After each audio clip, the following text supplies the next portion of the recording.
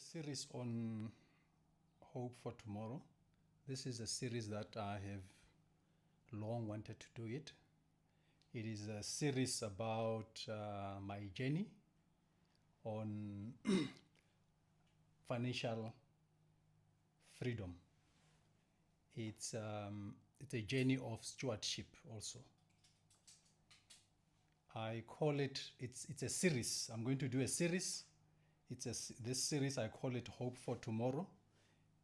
It is based on a hymn, a great hymn. Great is thy faithfulness.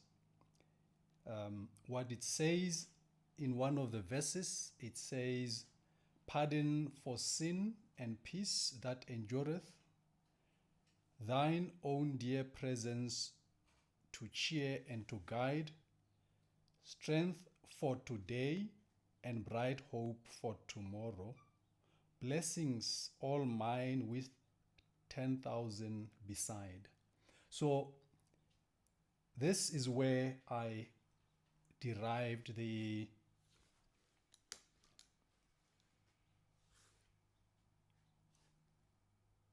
heading for the series, Hope for Tomorrow, because the song for me says there is a strength today, and that strength we get that strength from learning from each other, from what resources that we have, and that it's the strength for today. And there is that learning gives us a bright hope for tomorrow. So there is still a future. If we don't have hope, if we don't have hope for tomorrow, our perspective of life changes. Our perspective and also the way we deal with finances changes. The way our relationship with money changes. If we don't have hope for tomorrow, we live with a notion of eat and be merry, for tomorrow. Drink, eat, and be merry, for tomorrow may not come. But with hope, we know that there is tomorrow, and that tomorrow will bring us blessings. So that is where I take this heading from. And it's a journey. It's not about, I'm not teaching people on what to do. All I'm doing is just to tell about my journey and people can learn from that. I'll be talking more about finances. But at the same time, let me make a disclaimer. I'm not a financial advisor. I'm not qualified, so I cannot give you a financial advice. I will, however, talk to you and give you an ideas that help me throughout my journey on the principles that I use to attain my goal of financial freedom. Financial freedom is different for me from wealth creation. People talk about wealth creation, and when we think about wealth creation has to do with a lot of money. But financial freedom, it has an end. It has how much is enough. A person can have financial freedom with 1 million rand. The other one can have financial freedom with 10 million. The other one can have financial freedom with 50 million. And it depends on your lifestyle. What is your financial freedom? When do you reach your financial freedom? And in preparing for this, I've been doing some helping people and doing series at church and with some groups. And doing that, there were questions that were asked, a lot of questions that were asked. And just to reflect on few of those, it's what are the bad financial habits that one avoids early in life? What do I regret most in my decisions? And how do one invest for the children's education, and how do you secure your retirement. By the way, I'm already retired. I have reached my financial freedom, and I've retired. And in that, I retired about 2 years ago, almost 2 years ago, and I reached my financial freedom.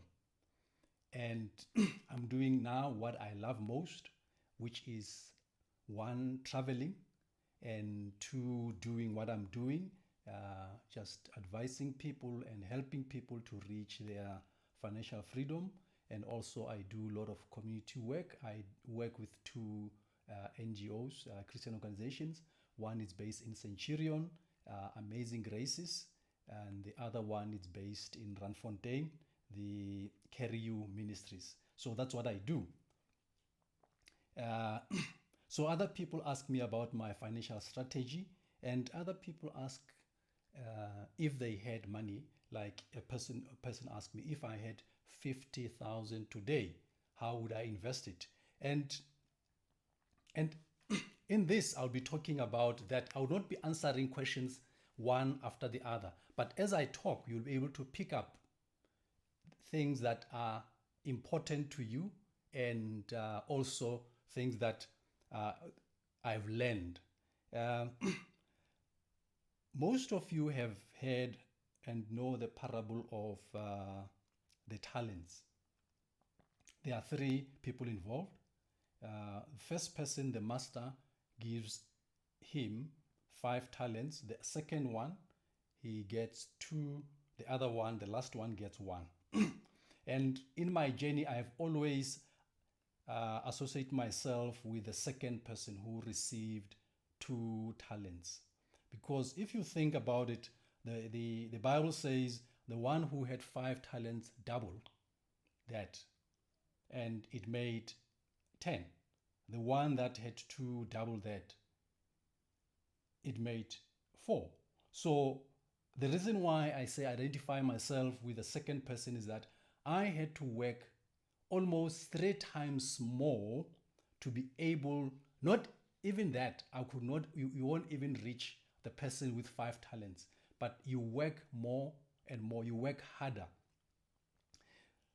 But what is interesting about the 2 guys, it's when the master gives them a command. He says to them, both of them, he says the same thing. He says, well done, good and faithful servant. You have been faithful over little things.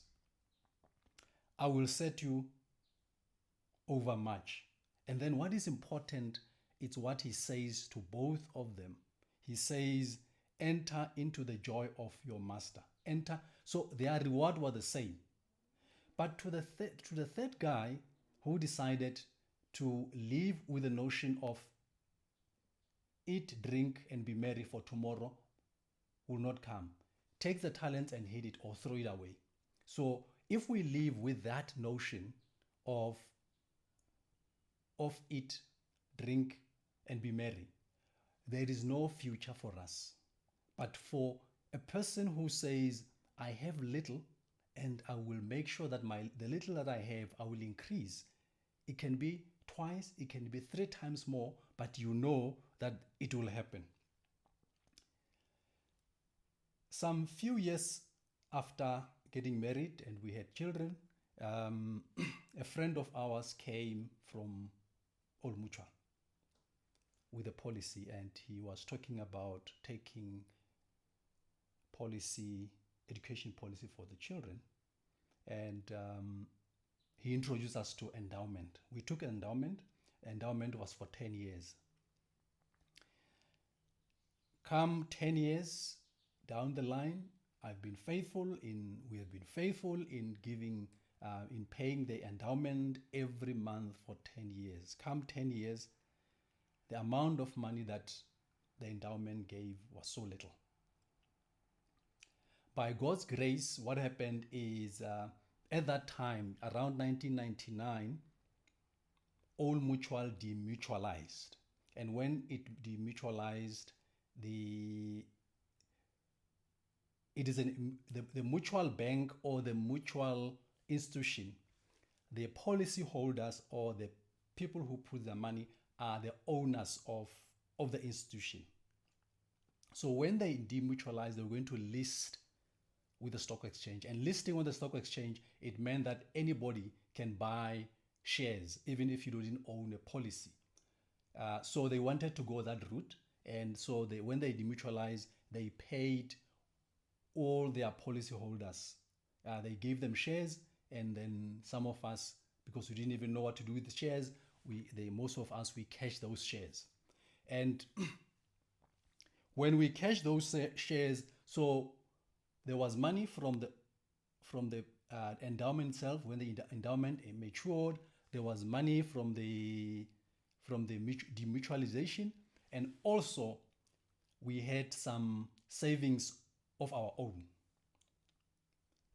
So all that money that we had about 50,000 rand, and we wanted to invest because we thought, okay, the amount of money that we received from the policy was so little that it could not even take our children to a public school.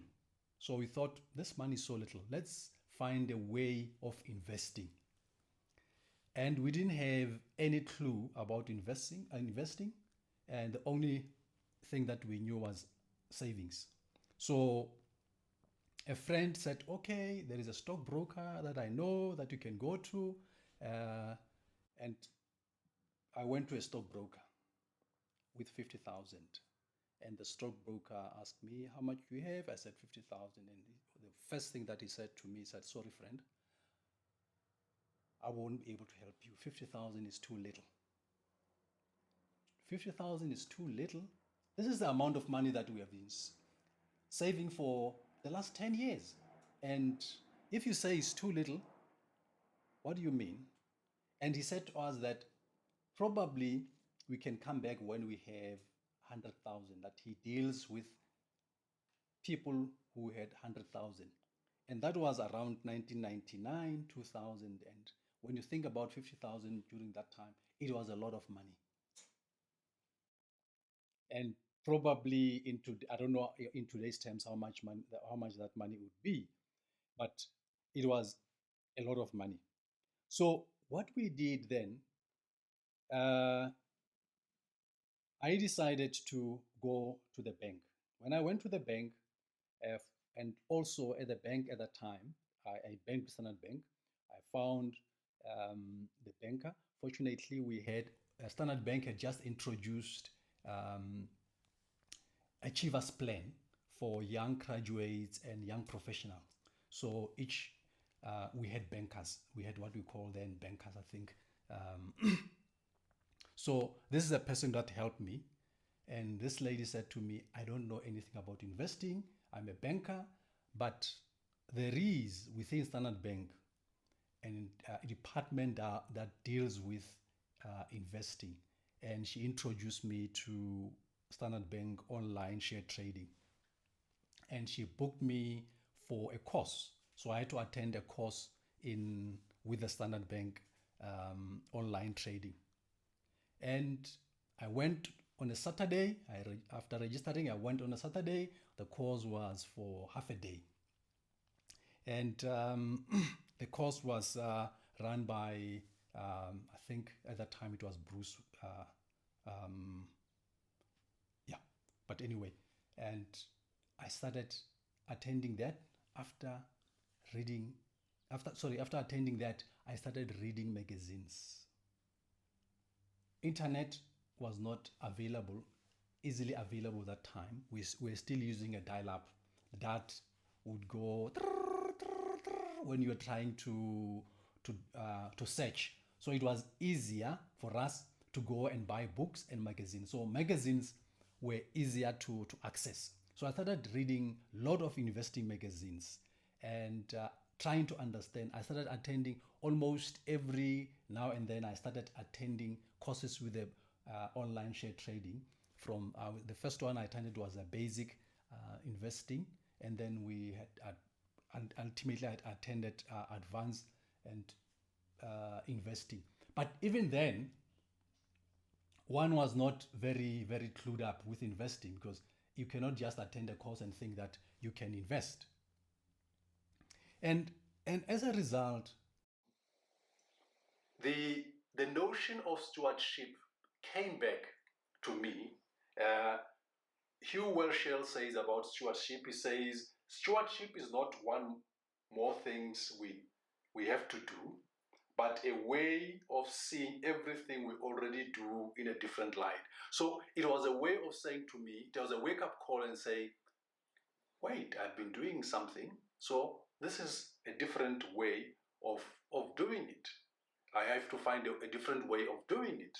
And to me, that concept of stewardship comes with the the principles that says, for me, it says God owns everything. So everything that I have, it's owned by God, and I'm responsible for it. And what was important also, it is the contentment. I was content, and there is a reward.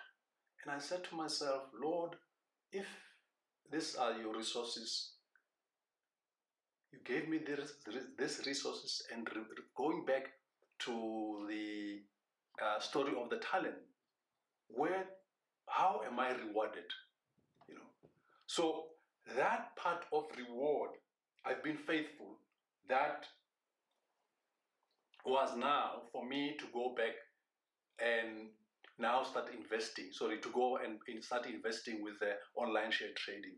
And I can't even remember which is the first share that I bought, but I just remember that I bought a share called Bonatla, and all of a sudden I had to go to a board meeting, shareholders meeting, and because that's what I was told when I was attending the online share trading, that we have to attend shareholders meetings. So I went to a shareholders meeting. Lo and behold, I get into the meeting. It's all the old guys there, most of them Afrikaners, and I was the only black person in the meeting and a young person in the meeting. And that was a learning for me, that and it was like, did I come to the right thing? Am I doing the right things? And seeing this old white people there, and I told myself, it means now I'm doing the right things. So I started, that's how my journey started. And what we think, when you think about investing, which is what there were things that I needed to do which I didn't know. But now, when I look back, there are a few things that I should have done. The first one was to have a very clear goal. I didn't have a clear goal. I kept on doing this and that, and doing this and that, and halfway my goal started to become very, very clear. And that was, my goal was now financial freedom. More than when I started, it was almost like I need to make a lot of money. But now it was financial freedom. And that's why I'm saying financial freedom and wealth and making a lot of money are not the same. So when you have in your mind your goal is financial freedom, you can know that if I have R1 million, if I have 5 million rand, I will have reached my goal, and your strategy will go towards that. And the second thing that I learned also in my journey, it is debt. Clear your debt. Fortunately for me at that time, I did not have debt. Because debt is one of those things that I loathe. I don't like debt. Debt, clear your cupboard, clear your debt. There is some other things that we cannot avoid, which is a good debt. The first one I can think of, it's your bond. Your bond is a very good debt. It's an investment on its own. And if you take a loan for business, it's a good debt because you get a profit out of that. And then there is a neutral, I call it a neutral because it's neither good nor bad, but at the same time, it's something that we cannot, in South Africa, we cannot live without. It's a car. But even then, the kind of investment that you make in the car has to be moderate. You need to live below your means. That is another thing that I learned, that you need to live below your means. And when you live below your means, it does not mean that you don't have money. My kids used to laugh at me that says, Daddy, you're so stingy. Because, and lo and behold, one of them is more stingy than I am now. And because she understands the value of rent. Because if you understand the value, then there are things that you will not just do, even if you want to do them. And that does not, when I say live below your means, I don't mean that you should calculate how many coffees you buy in a week, or not going to holiday. And in my journey, as far as I can remember, every year we set aside money for holiday, and there are things that we didn't do, like we didn't, when I said live below, we didn't buy flashy cars, like people do now. People buy put so much money in cars, that when you look at the car and you look at the house, they're almost the same value, or even the car is even more. So the other one is, you create your safety net, you create your emergency fund. When I say you create emergency fund, think about COVID. When COVID came, nobody expected it. Well, you can think about emergency fund and say, but your fridge can break, your car, if you don't have enough to fix your car, anything can happen, and you would need money for that. So that is your emergency fund. When you create your emergency fund, think about your monthly expenses. Create 3 months, then 6 months. And if you have irregular income, or you are working for yourself, particularly if you are consulting, try to make it 1 year. Because if the projects are not coming very well, then you know that you are not going to cash on your investment, because you don't want to be cashing on your investment when there is no money. You need to go and draw cash. So your emergency fund, it's cash in the bank. Currently I have emergency fund for almost 18 months. And the reason why I have it for 18 months is because I'm retired. And you do not know what will happen in a year. You don't get your salary regular. There's no salary. You don't get money regularly. So you plan for 18, I plan for 18 months. And in that 18 months, and say, this is the money that I set aside. If anything happens, I'm not going to cash anything.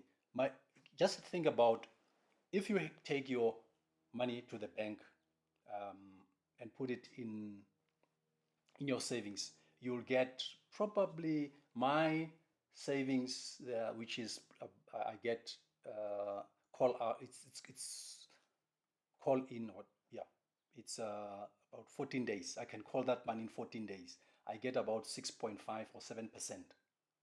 And if you get that amount of money, and then you have your investment, and in your investment you are making about, in a year you are making 15 to 20%, and then you have to cash on that, you're losing a lot of money. So it's better to have that sitting somewhere. Or before there's an emergency, your share went down. I was looking at one share, my portfolio this year. From last year, it went down by 13%. And I'm not worried about that. I'm not going to cash in. I know that it's 13%. The economy is bad. I'm not going to cash in. I have my emergency fund. I'm going to use that. If there are dividends that come, they will come. So create your safety net. And then the last one, have a budget. And I know that most of us hate budgets. Budget, it's not a very nice thing to do. To be calculating how much money I have, how much money I do this, and so there is a program. It's an app, and when I mention it, they don't pay me for it, please. It's 24/7. It's a free app, budgeting app from Old Mutual. It is that app is very safe. It runs on the same software as your banking for the banks that the banks use. So if it's Old Mutual, I want to believe that also that Old Mutual Bank runs on that, and other banks run. I think it's Yodlee, the software. The app helps you. You load all your cards, your credit card, your savings, every card that you have. As and when money goes out, it will clock in your app and it will tell you where the money goes. As and when there is a debit order, it will tell you that there's a debit order. And you'll even discover that, when you have a credit card. I had a credit card with Standard Bank. They were charging me, I think it was about R4 per month, credit life, something like credit life protection. And I didn't do that because I didn't have a credit card with Standard Bank. So you discover those things. You even discover when your insurance or whoever double charges you, because it will tell you that you have paid twice. It will tell you that your phone bill, it has gone up or it has gone down. So you're able to track. So if you use that app, it will help you to drop your budget. And then once you have that, then you don't need to sit down and start drawing your budget. It will help you with that. So once you have that, then you can say, now I'm ready to invest. And when you are ready to invest, where do you start? Where did I start? And then, as I told you that I invested in a company that called Bonatla, I didn't even know about this company. The reason why I did that is because I attended so many courses. And one of the courses that I attended, in one of the things that they were talking about penny investment. You must invest in small shares in that have a small amount that would probably R1 or R2, and not invest in 20 Rand or 500 Rand. And then I invested in this company. You invest in the company that is very small. Within no time, it had a problem with JSE because they did not submit their financials properly. And by God's grace, I managed to take almost all of my money out, because you read, there is what the companies have to produce every time. There is a sense, SENS, sense. It's a communication between the company and the shareholders. So when you read that, you can be able to read what is happening. So, and also I had attended the shareholders meeting, so I knew that there was some problem they were talking about. So I decided, let me take out my money. So when you invest, when you are ready to invest, then we're going to talk about, am I ready to invest?